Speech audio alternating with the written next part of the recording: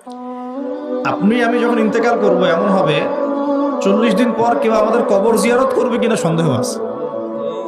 এগুলো বাস্তবতা। আর আমরা বোকা কেন জানেন? আমরা এই দুনিয়ার মানুষদের স্বার্থেই, আমার আশপাশের মানুষগুলোর স্বার্থেই সারা জীবন আল্লাহর বিরুদ্ধে চলি, হারাম খাই, সুদ খাই, ঘুষ খাই, দুর্নীতি করে ওদের মুখে হাসি ফোটানোর জন্য। যেই মানুষগুলো আমাকেই চিনবে না পরকালে, দুনিয়াতেই মারা গেলে আমাকে চিনবে না, তো সেই মানুষগুলোর জন্য আমি আল্লাহর বিরুদ্ধে চলে যাই। আমরা বোকা না? আর দেখবেন যেসব পুরুষের সৎ থাকতে চায় তারা শেষ বয়সে খুব একা হয়ে পড়ে। খেয়াল করে দেখেন, যে পুরুষটা সৎ থাকতে চায় শেষ বয়সে গিয়ে দেখবেন তারা খুব একাকিত্বে ভুগছে।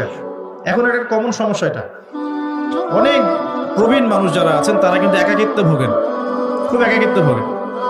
স্ত্রী দেখছে না, সন্তান খোঁজ খবর নিচ্ছে না, বন্ধু বান্ধবরা নাই, বৃদ্ধাশ্রমে গিয়ে পড়ে আছে। পরিবারগুলোতে এখন পুরুষ নির্যাতন বেড়েছে আর কি।